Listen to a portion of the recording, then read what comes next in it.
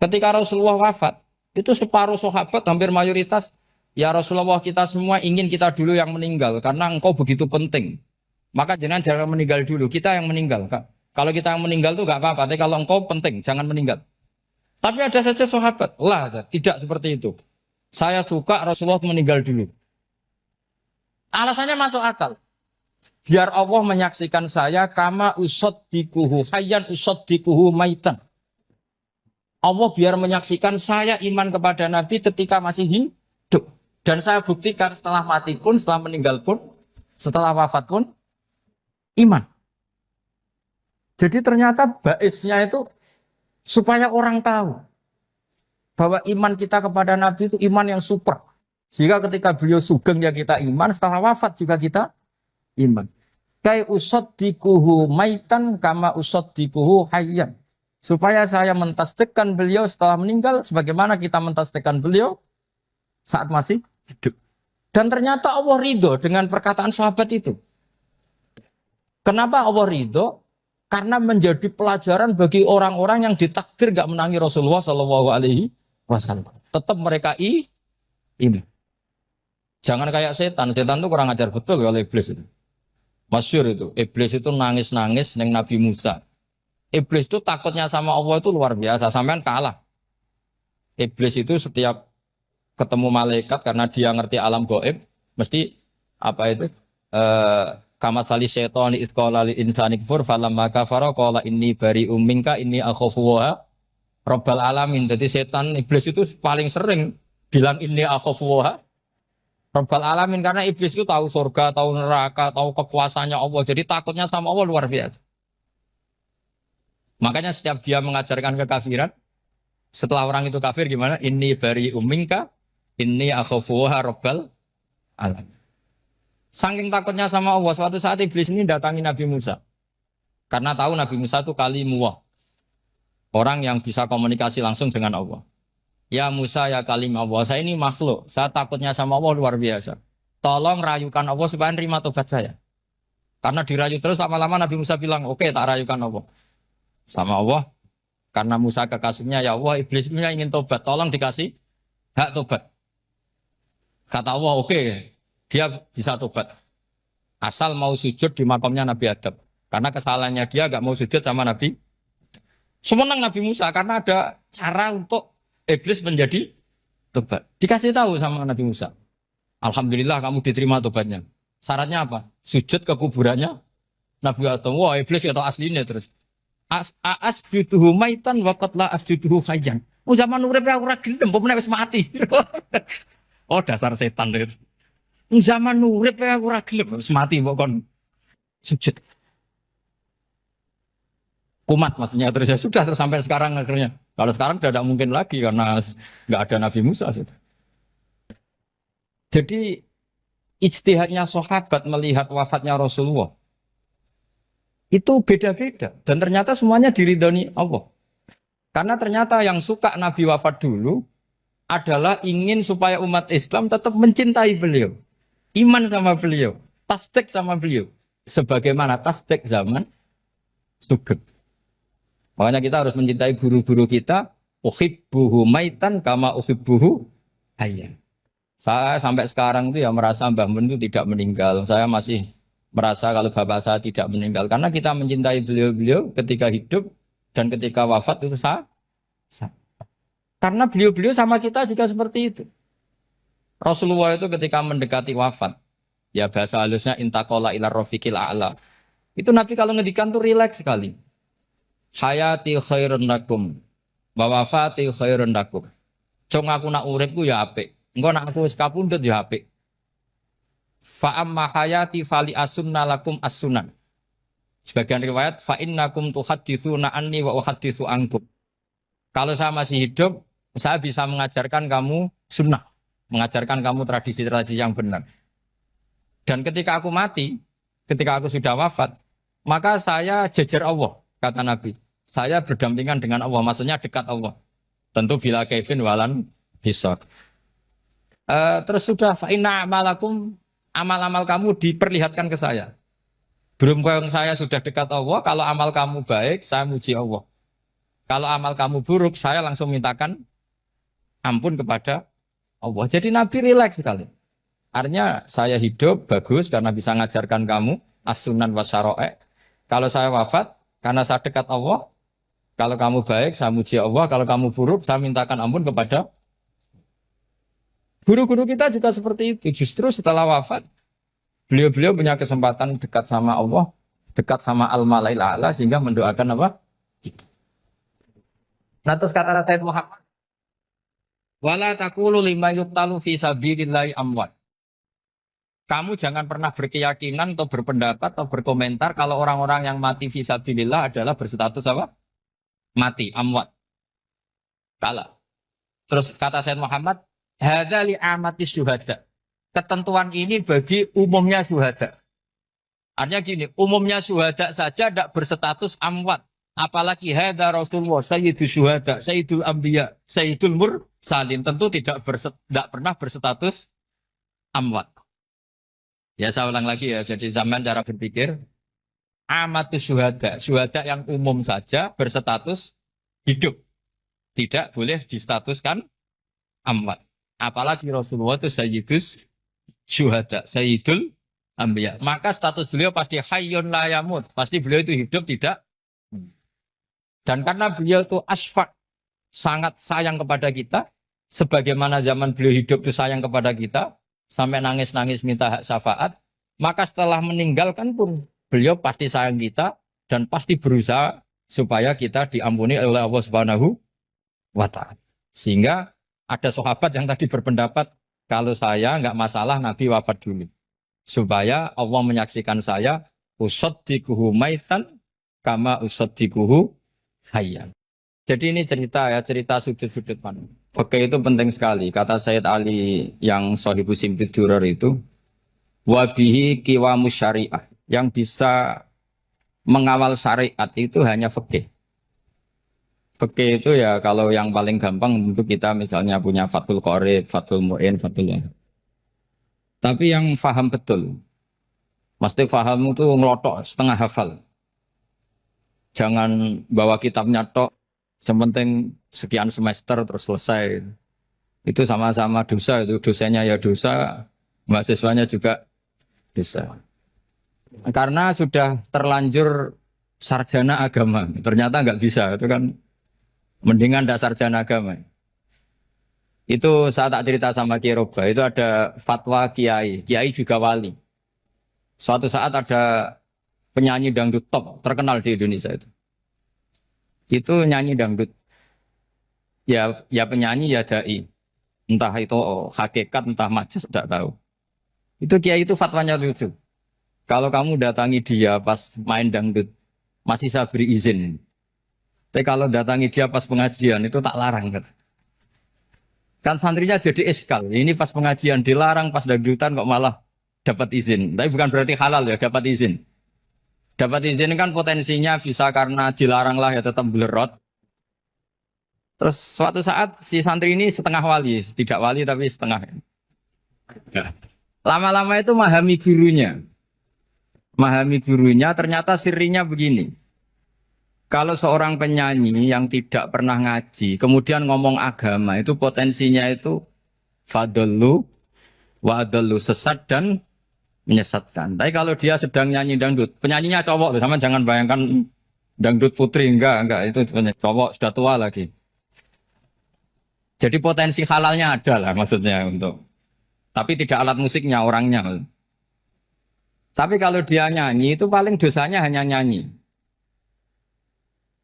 Saya ulang lagi, murid tadi akhirnya paham kalau datangi pengajian itu artinya ikrar kalau dia seorang dai atau seorang yang layak ngomong apa? Agama. Itu lebih bahaya karena kita santri, apalagi kita doktor atau MM terus ngekrori orang yang nggak jelas asal usulnya. Tapi kalau nyanyi kan nyanyi saja.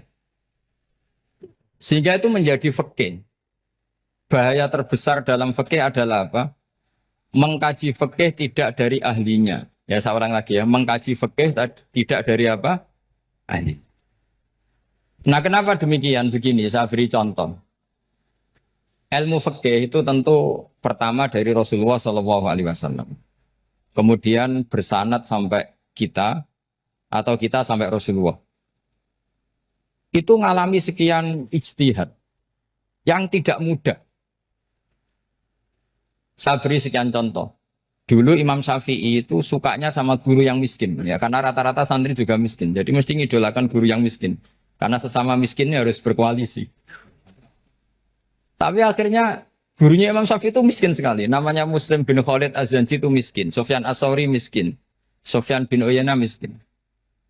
Setelah ngaji di Medina itu Imam Malik itu kaya. Pas itu Imam Malik sudah kaya.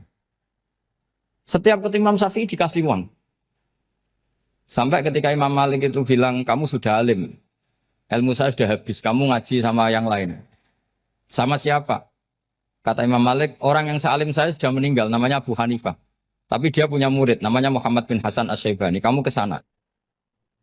Terus Imam Malik datang ke Baki. Dulu Baki itu pasar rental, ya Grab lah kira-kira sekarang. Itu. Mengumumkan, siapa kafilah yang mau ke Irak? Kita ya Imam Malik, dibayari sama Imam Malik. Ini yang antar ke Irak, ke Muhammad bin Hasan Asy-Syaibani. Imam Malik mulai ngeper. Guru saya yang miskin tidak pernah nyangoni. Guru-guru saya yang kaya sering nyangoni. Mulai memasalahkan kiai miskin. Gitu. Kira-kira seperti itu mulai masalah.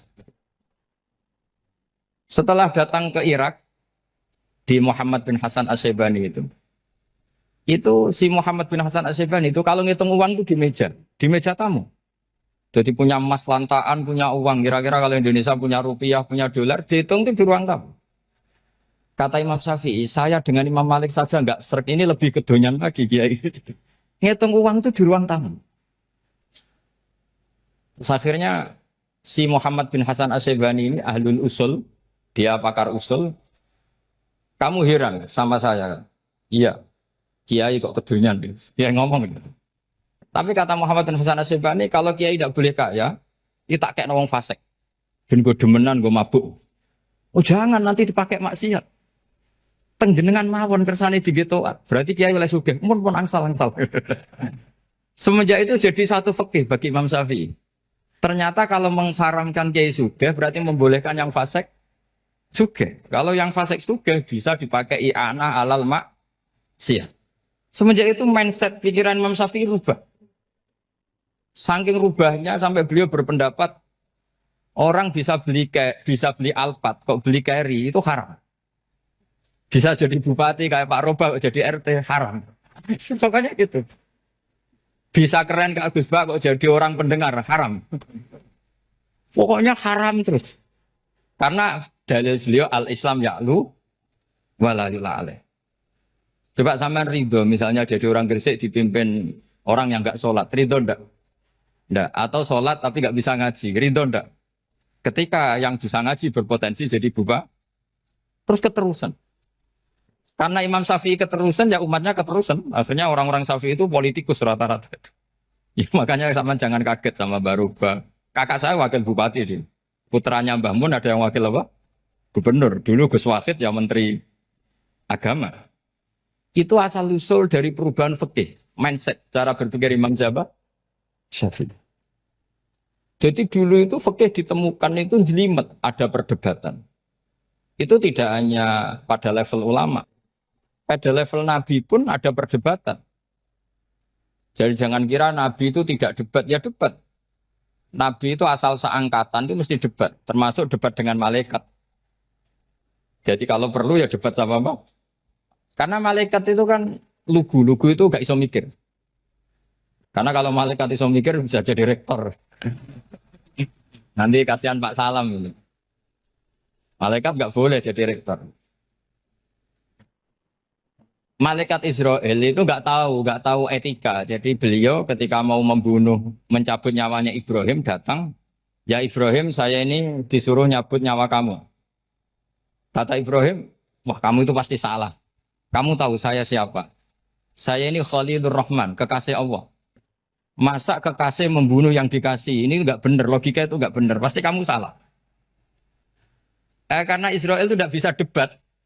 Ketika ditanya, hal ra'aita khalilan yumitu khalilah. Masa kekasih membunuh yang dikasih? Saya ini Khalilur Rahman. Masa Allah mencintai saya kemudian membunuh saya itu logika agak bener. Tidak keliru kamu itu keliru. Israel akhirnya terbang lagi. Ya Allah katanya logika saya ini salah.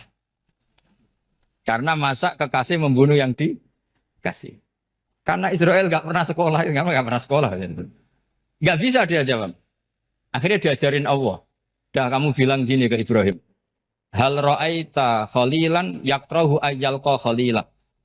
Masa kekasih tidak siap ketemu yang dikasih. Dibalik logikanya. Akhirnya datang lagi ke Israel. Kata Allah begini. Masa jenengan kekasihnya tidak siap ketemu yang kau kasih. Oh ya ya oke mati gak apa-apa. Jadi ilmu itu ngalamin perdebatan. Jadi saya datang murni karena Kiai Mas Bufin, bukan karena MC. Itu dosa besar kalau saya datang karena MC. Karena saya punya kewajiban yang lebih besar. Jadi yang bisa mengalahkan adalah a'dzama minhu, yang super besar kira-kira. Karena jelas ada riwayat inna min abaril birri silatar rajuli ahla wuddi abi.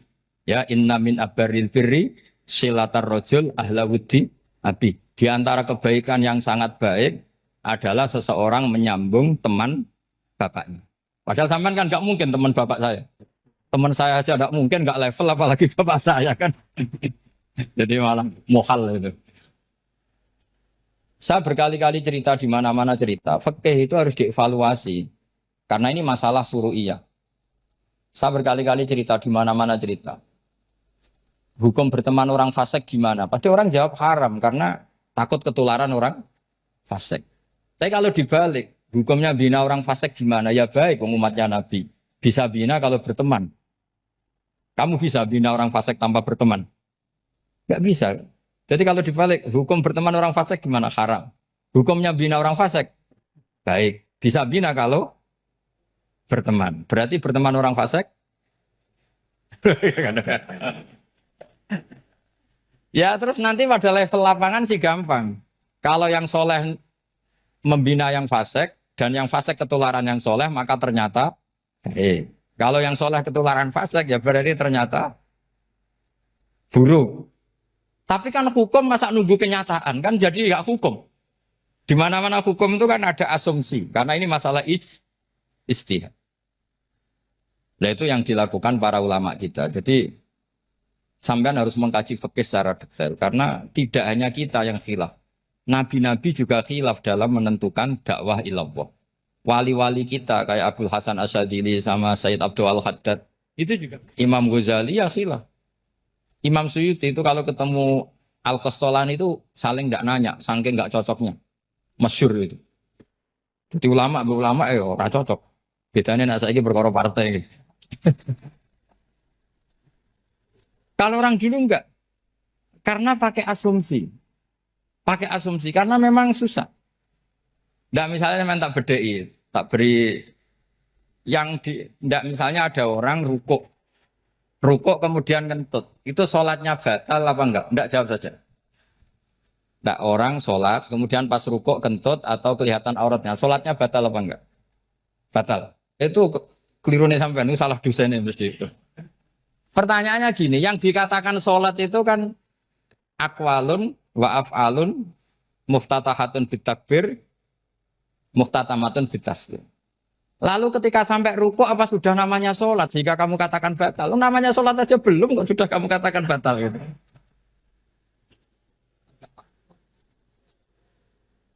Iya kan? Jadi kalau aku mau sholat pas ruku ngetut batal atau ora? Mestinya jawaban yang benar, ya ora sholat jadinya gitu.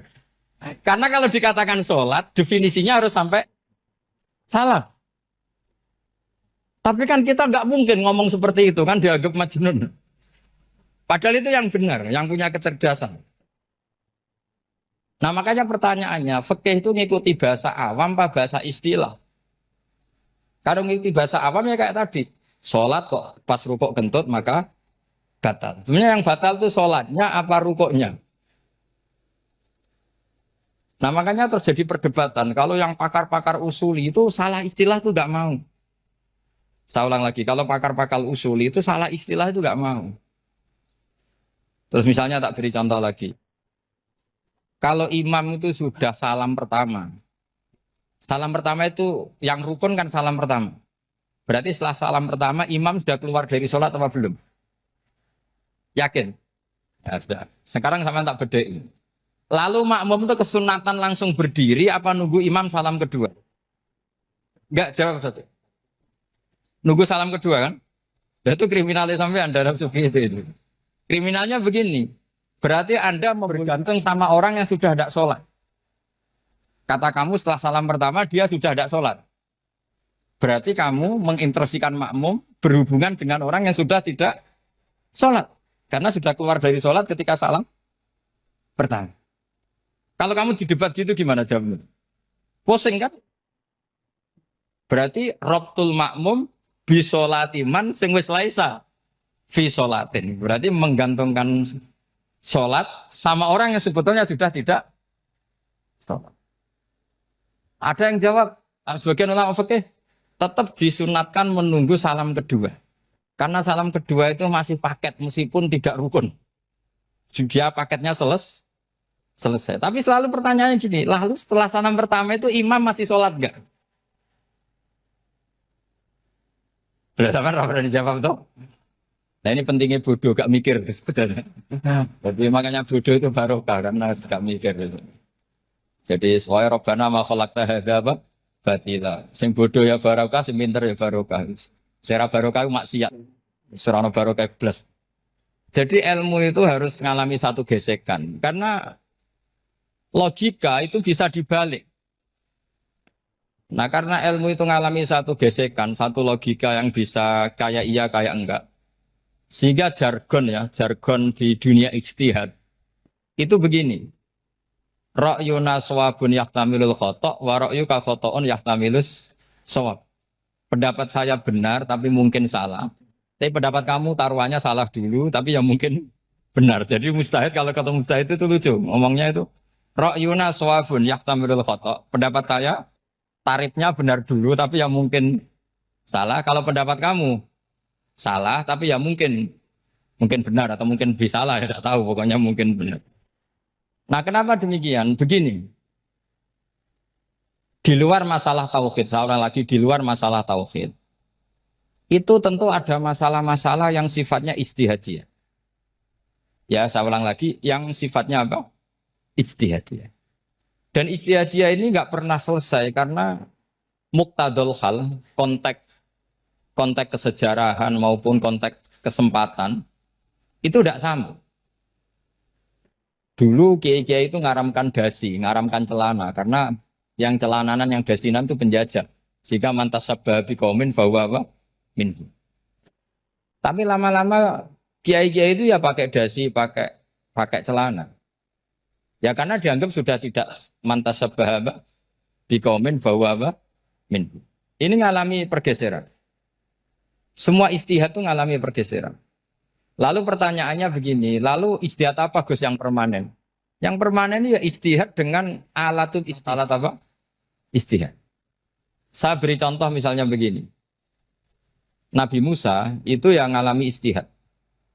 Kata beliau karena kangen Allah, itu ingin melihat Allah karena kangen. Rabbi arini anzur ilai. Qala lan tarani walakin anzur ilal jabal. Ya sudah namanya orang kangen ya ingin melihat. Ya sudah gitu aja. Sehingga ahli ilmu kalam itu berdebat. Kalau kata ahli sunnah, karena Nabi Musa minta ingin melihat Allah, berarti melihat Allah itu jaiz, mungkin. Karena Nabi gak boleh bodoh meminta sesuatu yang mau hal. Maka antipatinya ahli sunnah terhadap pendapat Mu'tazilah itu antipati. Karena menurut pendapat Mu'tazilah, Allah itu qadim. Allah itu laisa kamislihi syai'un, sehingga gak bisa dilihat. Pertanyaannya adalah berarti Nabi Musa meminta sesuatu yang mau hal. Itu bodoh sekali sampai nggak tahu mana mau hal, mana apa? Jaiz. Makanya kata Imam Ghazali, masa Nabi Musa yang Nabi nggak tahu kalau melihat Allah itu mau hal. Sampai minta berarti nganggap itu jaiz atau boleh. Itu cara pandang orang-orang ahli sunnah apa? Wal jannah. Tapi tetap saja sebagian ulama itu ya balelo. Yang kayak Mu'tazilah itu ya balik loh. Cara berpikir pokoknya itu karena kangen, bukan karena mungkin atau tidak mungkin. Jadi nggak mungkinnya tetap tidak mungkin. Terus mereka dalil la tudrikul absar wa huwa yudrikul absar. Nah, sudut pandang ini akan terus. Ada seorang wali ditanya, kalau kamu di surga ingin melihat Allah apa enggak? Jawabnya enggak. Kenapa ya? Kasihan Allah. Terus kenapa ya? Unazzihu dzalikal jamala an-nadhari misli. Saya tidak ridho Allah yang hebat, yang keren, kemudian sing delok di rumah aku wong gresik. Koyok gak ngergani pangeran. Sebenarnya sing delok Allah ben golongane Nabi Muhammad, Nabi Ibrahim, kowe ra usah ngilangi keren. Maksudnya itu. Jadi ada ulama itu jadi wali kalau sholat itu karena di soft belakang. Tapi jangan ditiru. Itu kan gak lazim ya. Lazimnya kan afdhalus sufuf as-saful awal. Ketika ditanya, kenapa kamu kalau sholat di belakang? Cek GR, koyok wani suwan pangeran gak ngarep. Aku sungkan, nanti gue gulir. Kalau sampean kan karena males, bukan karena sungkan. Jadi itu artinya rasa ya. Makanya nggak bisa, nggak ada ijtihad itu tidak mungkin. Karena perasaannya orang itu beda-beda. Itu Sayyid Abdul Al-Haddad, itu kalau ngendikan masyhur. Man da'a li dzalimin fil baqa faqad ahabba yusawwa fi ardi. Orang yang mendoakan orang fasik masih hidup, gak mati-mati, itu berarti suka kalau Allah dimaksiati di buminya. Wong fasik kelakuannya rak maksiat, nak mbok dongakno mari. Itu berarti kamu ingin Allah didurakani terus menerus karena si fasik masih hidup. Tapi kalau Abu Hasan As-Sadili cara ngendikan gini, kalimatnya persis. Man ahabba alla yusawwahu fi ardi faqad ahabba alla tadhharu maghfiratuh. Orang yang ingin dunia ini steril, gak ada maksiat, maka sama saja berkeinginan tidak melihat luasnya maghfirahnya Allah. Sama-sama wali besar. Tapi cara pandang hubungannya dengan Allah seperti itu. Jadi mau tidak mau, istihad itu mau tidak mau. Makanya tidak usah dipertentangkan misalnya cara berpakaian, cara apa. Yang penting sesuai aturan Islam ya sudah. Karena ini urusan rasa. Urusan apa? Rasa. Itu Syekh Hasan Basri itu sering jagungan sama Robiah Hadawiyah. Itu secara fikih salah. Tapi pas itu ulama fikih ditanya, kenapa Anda tidak komentar terhadap dua wali besar yang sering ketemu? Andai kan semua santri seperti itu akan saya halalkan. Karena nggak mungkin punya nafsu. Sehingga fikih dulu memang masih asli. Kamu lihat di takrib misalnya, lelaki melihat perempuan itu nggak boleh kecuali sekian alasan. Termasuk boleh itu li taklim karena mengajar. Atau lil muamalah. Lah ini yang mulai masalah. Ada warung kopi, penjaganya cantik. Santri-santri ngopi. Ini lil muamalah. Kan kasus ini. Mau disalahkan pada takbirnya. Mau dibenarkan ini jelas fasik kan, jelas fasik. Maksudnya sudah fasik sebelum itu ditambah itu, jadi fasiknya permanen. Nah pertanyaannya adalah, kalau kamu ngajar mbak-mbak, kemudian hafal yang cantik yang enggak, itu taklim lin nazar apa nazar li taklim? Itu taklim apa modus? Makanya kalau ngopi cari bakul yang cantik, itu muamalah untuk nazar apa nazar untuk muamalah? Loh kalau saya ngopi dengan kirobah pasti halal. Karena begini, berjalan saja, bareng capek, nggak tahu itu warungnya siapa, terus berhenti ngopi. Kebetulan bakulnya cantik. Nah itu mungkin halal, karena kan saya nggak milih-milih. Ingin ngopi, kebetulan bakulnya cantik. Kalau kamu kan nggak apal daftarnya. Wah itu mesti haram itu, mesti haram itu. Karena berarti kan kamu menjadikan ngopi ini modus. Gue jagani nak takok pangeran. Lo kok nazar? Muamalah Gusti muamalah. Itu mesti modus. Maka fikih itu harus dikawal oleh tasawuf. Kalau ndak semua hukum fikih bisa diakalin. Makanya Imam Bukhari punya satu bab namanya Kitabul Khiyab. Bab mengkhilaf fikih. Beliau itu antinya sama Abu Hanifah itu luar biasa. Enggak ada ulama dibenci Imam Bukhari kayak Abu Hanifah. Masyhur itu. Untungnya beliau enggak menangi Abu Hanifah. Kalau menangi geger terus ini. Bisa bahsul masail terus. Itu Abu Hanifah itu ulama yang suka khilaf. Khilaf itu merekayasa hukum. Misalnya begini. Saya ini puasa agak lemes. Ujian agak lemes. Apalagi kiai serapati di duit santri beling-beling lemes ini. Apa mangan itu kan, wah, poso-poso kok mangan kan gak keren. Supaya saya bisa makan dan halal, saya bisa ngajak Kiai Robai ya jalan-jalan. Jalan-jalan nyari yang jarak 2 marhalah, ya sudah. Terus bisa makan. Kalau ditanya Allah kok makan? Musafir. Jadi bolehkah insya safar menciptakan pergi demi untuk supaya boleh iftar? Boleh enggak cara jenengan? Enggak boleh, alasannya apa? Kan pergi. Perginya juga enggak maksiat.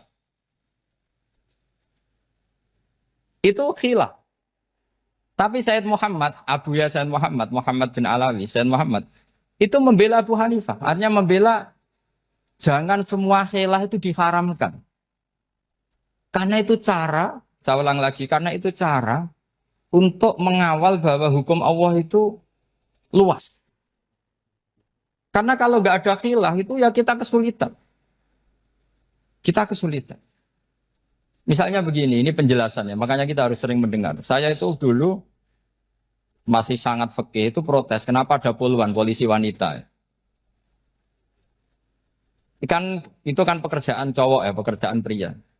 Tapi setelah mendapat penjelasan dari polisi itu alasannya masuk akal, Gus. Kadang-kadang orang nakal itu menyembunyikan narkoba itu di alat wanitanya. Itu kalau semua lelaki polisi kayak jenengan itu kan masalah itu.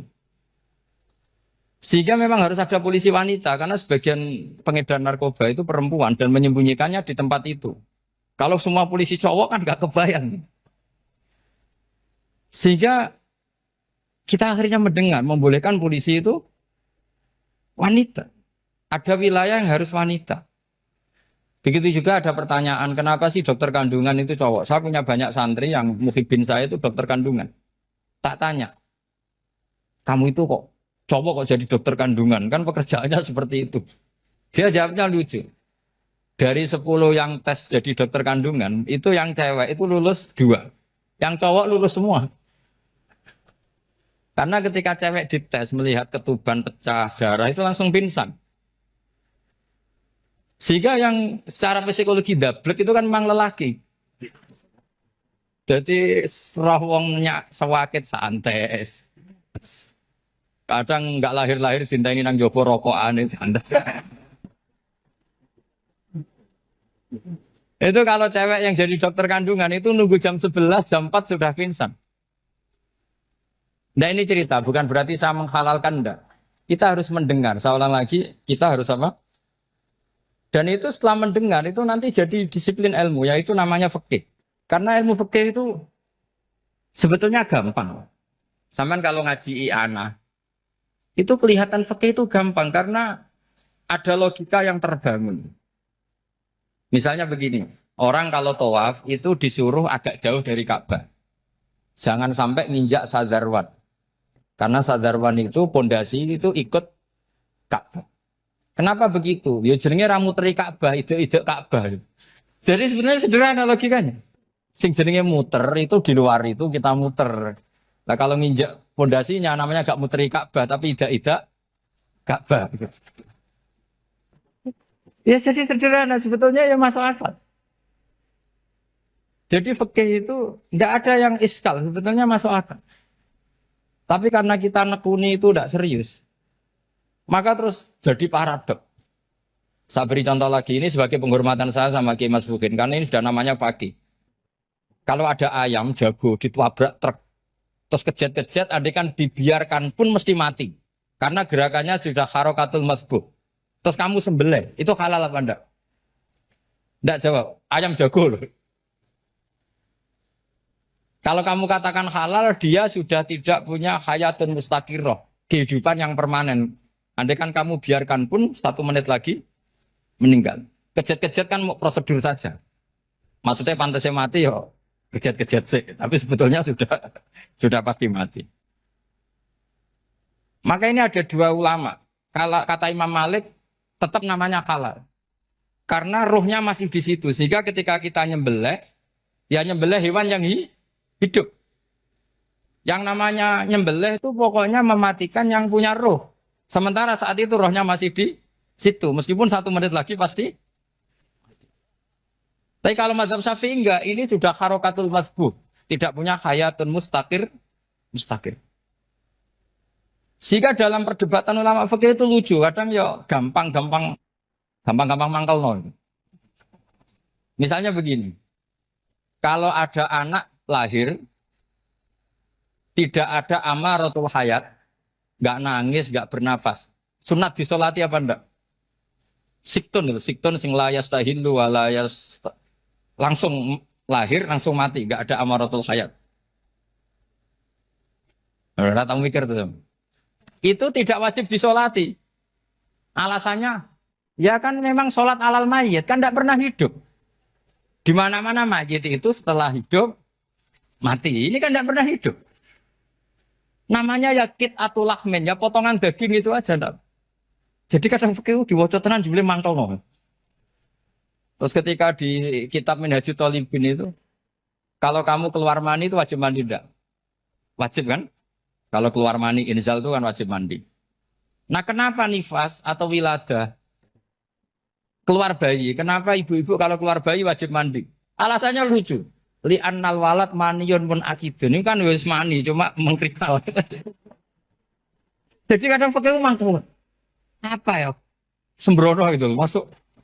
Masuk wajib mandi wiladah itu karena apa? Li'annal walad maniyun mun akidun. Niku mani sing wis mengkristal. Mani sing wis jelalatan lah lahir nuangis macam-macam. Jadi ternyata karena kenapa fikih butuh alasan nyari hadis tentang keluar anak mandi itu enggak ada yang sorry. Yang ada adalah tentang inzal. Innamal ma' minal. Akhirnya dicari-cari ternyata walad itu maniyun menakit. Lah ini problem fikih. Sampean harus siap dengan pelajaran seperti ini. Meskipun sampean mungkin wong priayi, tapi ini ilmu. Ya, saya ulang lagi, ini ilmu. Sehingga ulama itu mau tidak mau harus mau mendengar. Karena logika yang terbangun itu nunggu kalau mendengar kayak tadi. Malaikat Israel baru sadar, masa kekasih bunuh yang dikasih. Masuk akal juga Israel. Kalau sama sampean sih nggak nerima tetap selonang-selonang ini masalah Ibrahim Khalilur Rahman. Sehingga kita di alasan fikih itu harus kita dengar. Saya dulu itu saya sampai sekarang itu sama kalau bayi lahir masih sudah berbentuk bayi, saya sendiri berpendapat sebaiknya disolatin. Kalau sudah berbentuk apa? Bayi, meskipun tidak nangis, tidak ada amaratul hayat. Kan yang digugurkan itu wajibnya, bukan masalah boleh dan tidak. Itu banyaklah perdebatan ulama di bab itu. Saya beri contoh lagi perdebatan ulama. Ini contoh-contoh fikih, karena ini khusus penghormatan status fakih tadi. Itu kalau ada orang mati, jenazah itu. Jenazah itu kalau sholat, itu kan umumnya jenazah di depan, kita nyolati di belakang. Itu yang mengatakan begitu ya tidak punya alasan. Ya tahunya mulai dulu begitu. Di mana-mana nyolati jenazah, jenazahnya di depan. Tapi di kitab Mahalli jelas diterangkan. Kata kaul sa'ani tidak wajib. Alasannya ya lucu. Fa'indal janazah laisat bi imamin. Jenazah itu tidak imam. Kenapa harus di depan? Kan kacau kan. Loh coba alasannya di depan apa? Dia ada imam kok. Nah barokahnya fikih itu. Sehingga kita melihat di Arab Saudi sekarang. Itu jenazah kan di belakang. Tapi kita tetap nyolati apa? Mayit. Kalau di Arab Saudi musim haji, itu jenazahnya di kamar mayit, tapi kita nyolati. Itu satu-satunya takbir ya tadi, fa'innal janazah laisat bimanzilatil imam. Tapi jangan praktekkan, nanti dia kepaliran sesat. Saya hanya cerita ilmu, jangan dipraktekkan. Kalau dipraktekkan masih jadi aliran sesat. Mono jenazah ning mburi mame kok ngarep aliran sesat. Sebetulnya bukan sesat tuh. Uji coba fikih. Ya karena tadi fa'innal janazah laisat bimanzilatil. Bukti lagi kalau sampean sholat ghaib. Sholat ghaib itu misalnya mayitnya di Surabaya, boleh enggak sholat ghaib di sini? Terus jenazahnya di belakang kamu apa depan kamu? Nah ini kan fikih itu pokoknya gitu. Makanya standar furu'iyah itu susah. Karena perdebatannya itu mirip-mirip. Kayak iya, kayak tidak, kayak. Makanya dulu zaman sahabat, Ada sahabat itu mencintai Rasulullah. Senengannya sowan. Bukti cinta sowan. Banyak juga yang sahabat bukti cinta Nabi itu tidak pernah sowan. Alasannya ganggu. Kenapa kamu jarang sowan Nabi? Saya sering jamaah sama Nabi, saya tidak pernah sowan.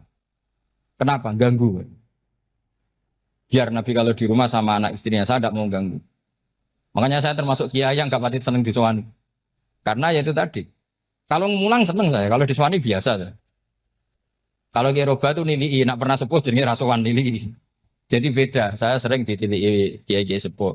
Tapi bahasanya tentu tidak sowan, tapi nopo nilai. Kalau sowan itu maka kan nafkah itu seperti itu. Jadi ada disiplin, di situ ada disiplin ilmu. Yang kadang kita tidak cocok. Makanya Imam Syafi'i sendiri ngendikan kadang beliau dengan gurunya, dengan Imam Malik sampai ngarang, ikhtilafu Malik. Beliau punya data yang beliau itu sedang nggak sama dengan gurunya, yaitu Imam siapa? Malik. Karena mindsetnya itu beda. Tidak sampai misalnya saya tanya, sholat itu harus menghadap kemana? Tidak, jawab saja. Kiblat kan. Ukurannya apa coba? Namanya madhep. Wajah apa dada? Imam Syafi'i milihnya dada. Sekarang praktekkan dalam dialog keseharian. Saya jagungan sama Kiai Roba seperti ini, terus wajah saya begini, madhep enggak? Nah itu masalah. Terus pertanyaannya, madhep dengan dada itu fis sholat apa fil qiyam?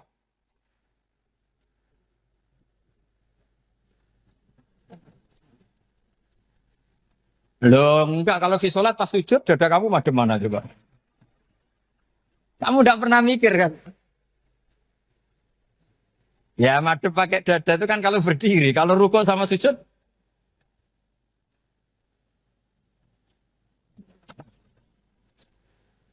Loh itu ulama itu jelimet gitu. Makanya jarang yang menekuni profesi ulama itu. Karena menekuni proposal banyak, karena memang susah. Jadi ulama itu orang yang cara berpikir sudah aneh. Sehingga mereka detail. Maksudnya menghadap itu apa?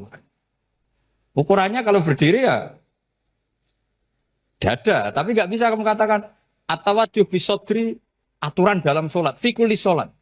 Pertanyaannya lah kalau rukuk sama sujud. Dadanya menghadap kemana coba? Maka itu ilmu yang sudah jelimet. Nah ulama usul fikih, ulama yang nggak mau salah per detail hukum. Sehingga menurut Imam Rafi'i, misalnya kalau beliau ditanya, sujud itu gimana ya asal watul jabha, ya sujud. Tapi kalau menurut Imam Nawawi harus melibatkan 7 apa? Anggota, yaitu al-jabha, wal yaden, warubaten, wal kodamen. Oke, Imam Nawawi kita ikuti. Tentu keseharian kita pakai Imam Nawawi. Yaitu berdasar hadis umir tu an asfida ala sab'ati yumin al-jabha, wal yaden, warubaten, wal kodamen. Berarti berapa? 7. Tapi pernah saya cek di kitab karangannya Imam Syafi'i ketika beliau ngendikan saya suka kalau orang sujud itu melibatkan 7 anggota berdasar hadis ini. Tapi kata beliau wayah tami itu dan bisa saja sujud yang watul jabhah itu sudah cukup. Terus kata Imam Syafi'i, limada karena Nabi ketika sujud itu hanya ngendikan begini, sajadalaka wajhi wa sam'i wa basori. Gak ada di hadis wayadi, warubati, wakodami. Ya sudah akhirnya. Nah itu sudut pandang. Terus gugatan kedua begini. Ada orang muslim yang sujud sama berhala. Untuk menjadi murtad itu harus 7 anggota apa cukup watul jabah alal ardi. Untuk sah menjadi murtad itu. Untuk sah menjadi murtad cukup watul jabah alal ardi harus 7 anggota. Untuk keabsahan murtadnya itu. Tidak jawab. Makanya ini tugas dosen-dosen ini meminterkan ini. Karena namanya sudah faqih. Faqih itu ahli faqih yang detail namanya faqih. Kalau ini mutafaqih. Jadi bukan tafakuha tapi tafakuha. Kayak tamarodon. Jadi wazannya nanti itu wal idhari ma laysa fil waqi'. Jadi ini bukan gojlok, ini memang marah saya. Jadi kalau sudah pakai gelar fakih, harus fakih betul. Nah, mohon kalau mengkaji fikih itu harus detail. Minimal takrib itu setengah hafal. supaya konstruksi ilmu itu utuh. Saya sama lagi konstruksi ilmu itu, karena ilmu itu mesti ada yang apa ya? Ya rodok setengah salah itu, tapi disalahno ora kena. Ndak sampean tak bedheki, nak pancen bener langsung tak angkat jadi rektor. Nak bener tuh. Coba rukun sholat pertama itu apa coba? Rukun sholat pertama. Niat. Niat sama berdiri dulu mana? Ayo niat dulu baru berdiri, apa berdiri dulu baru niat? Berarti niat sama berdiri dulu mana? Rubah kan? Artinya kita mau bilang tartib, urutannya niat, berdiri, takbir, gak bisa. Yang dikatakan niat itu apa? Qasdus syai' muktaronan bifi'lihi. Berarti niat sama takbir harus bareng apa urutan? Bareng. Terus dengan qiyamnya urutan apa bareng? Bareng apa urutan? Loh enggak, kalau urutan berarti takbir dulu, duduk, baru berdiri. Nah maka seperti ini itu mau tidak mau kita salah. Dikatakan tartib ya salah, dikatakan serentak ya salah. Cuma karena kita bodoh, gak tahu mikir itu. Alhamdulillah kan di situ itu. Lu coba niat sholat loh, niat takbir qiyam dulu man. Niat takbir qiyam dulu mana coba? Dulu qiyam. Enggak ada kitab yang mengatakan arkanus sholat awaluha. Oh, dianggap kitab kriminal maksudnya. Makanya ngendikane ulama-ulama di Sarah-Sarah, mau tidak mau sebagian istilah itu tasamuh. Tasamuh itu wis tiga gampang ngono kok repot. Karena kita tidak bisa detailnya. Coba misalnya puasa. Puasa Ramadan itu wajib apa? Tabi itu niat, nginep no niat. Sing darani nginep itu umure lama apa enggak? Lama kan? Sekarang sebelum 2 menit kamu baru niat, sah apa enggak?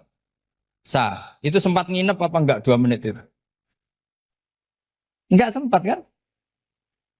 Jadi ilmu itu makanya kata ulama-ulama pokoknya ilmu itu mesti ono unsur tasamuh. Tasamuh itu ya tiga gampang. Apa? Tiga gampang. Misalnya Imam Syafi'i berpendapat mashu ba'dir roksi. Itu kata beliau walau sya'rotan fi hadir roksi.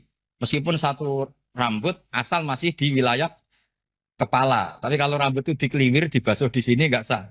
Karena sudah keluar dari batas apa? Kepala. Imam Syafi'i cara berpikir kan yes ngene iki jenenge basuh sirah. Tapi cara Abu Hanifah enggak. Ya enggak, yang namanya megang kepala itu ya minimal 1/4. Masa gitu dikatakan megang. Lalu ulama usul fikih itu berdebat. Sesuatu itu sesuai masodaknya. Masodak itu yasduku alaihi kadza. Yaitu ini tadi saya cerita ke Ibu Khen tentang ngaji Jamul Jawame. Ini ilmu yang di Jamul Jawame. Sesuatu itu ukurannya mayasduku alaihi kadza apa dengan takrif definisi. Misalnya gini. Sholat itu batal dengan makan. Kalau kamu sholat makan batal enggak? Enggak, jawab saja. Batal. Itu satu upo apa satu piring? Enggak, jawab saja. Satu upo sudah batal. Sekarang bab makan di ngormat tamu. Cong tamuku keimangan. Iku sak upo apa sak piring?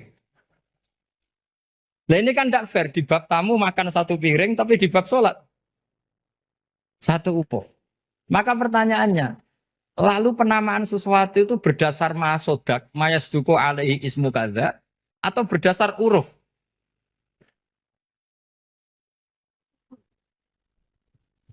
Ukurannya apa coba? Maka terus jadi perdebatan.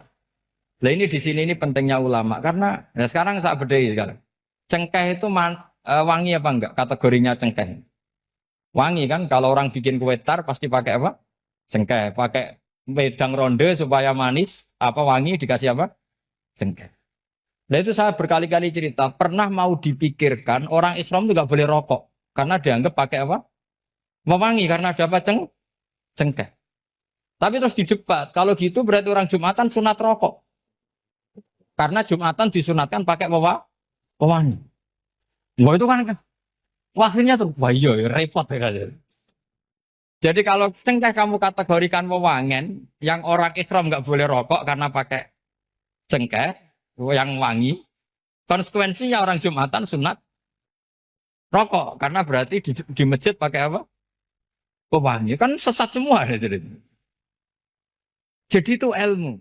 Makanya selain fikih mateng itu ada ilmu yang namanya usul fikih. Usul fikih itu yang neliti itu. Mayas duku alaihi kada. Jadi yus ngono iku darani ngono. Saurang lagi. Ngono iku wis darani ngono. Ora perlu roh detail. Ya, saya ulang lagi. Wis ora perlu roh detail. Makanya Abu Hanifah itu misalnya basuh wajah. Wis angger kecelok ngene iki basuh wajah. Nek Imam Syafi'i kan detail. Mimba ini mana bitis syari sampai ila somahe uzunehi ila zakon. Terus mana bitis syari Imam Syafi'i nambah apa? Ghaliban. Kenapa ditambah ghaliban? Karena kalau orang budak mana bitis syarinya di sini. Jadi itu fikih. Jadi fikih itu jelimet.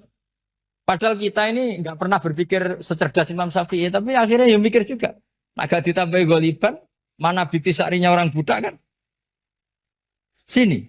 Terus sekarang perdebatannya, orang budak basuh mastur roksi di sini sah enggak? Karena tadi itu wajah apa kepala gitu ya. Kan jadi bingung gitu.